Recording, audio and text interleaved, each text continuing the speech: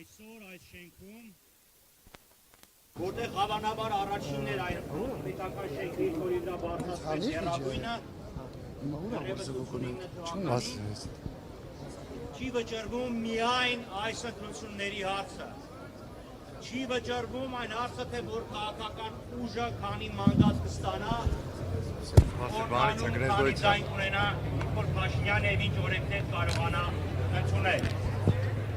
Այսօր այս շենքում վճռվում է Հայաստանի ճակատագիրը,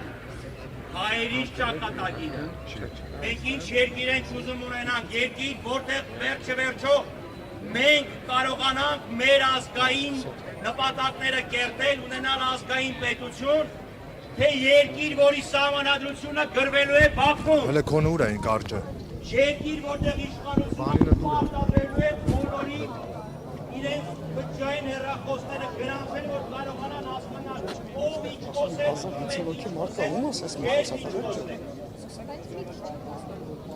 երկիր, որտեղ ձեր բոլորի պալանելու է։ պատական էր, որ իրանք ակցիզային հարկը բարձրացրեցին։ Դա անմիջապես ազդելու է բոլորիս գրպանի վրա։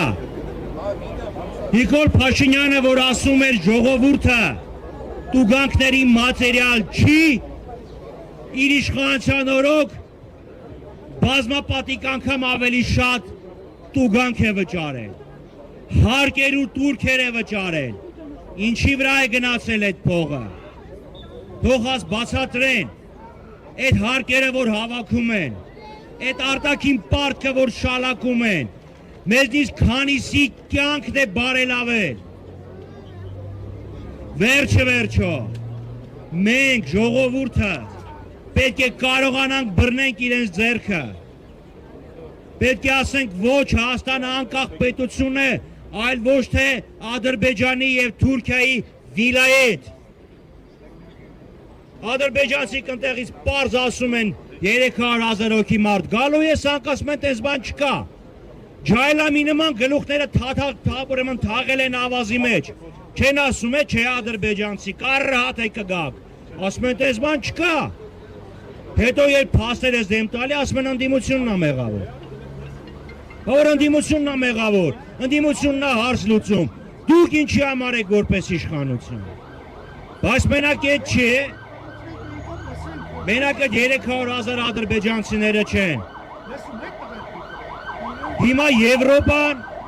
քննարկում է մի շատ կարևոր հարց, իրանց համար օրակարգային է, այդ ապօրինի ներգաղթյալները, ձեռները կրակ են ընկել եւ մտածում են երրորդ երկրներ արտաքսելու մասին։ Եվ արդեն միջազգային մամուլում կան, եւս մեկ անգամ գրվել է, որ Հայաստանը դիտվում է որպես մի երկիր, որտեղ այդ, չգիտեմ, աֆղանցիներին, պակիստանցիներին, բանգլադեշցիներին տասնյակ հազարներով կարող է հետ արտաքսեն այ մեր երկիրը։ Տենց երկիր ենք մենք ուզում, թե չենք ուզում։ Մենք ուզում ենք խոստումներով կերակրվող ժողովուրդ, թե ուզում ենք ժողովուրդ, պետություն, որը կարող է վճռականորեն ձեռքը խփել սեղանին եւ ասել հերիք է։ Եվ դրա համար ես մեր բոլորին հայրենակիցներին, ովքեր ասում են չէ, ես քաղաքականությամբ չեմ զբաղվում,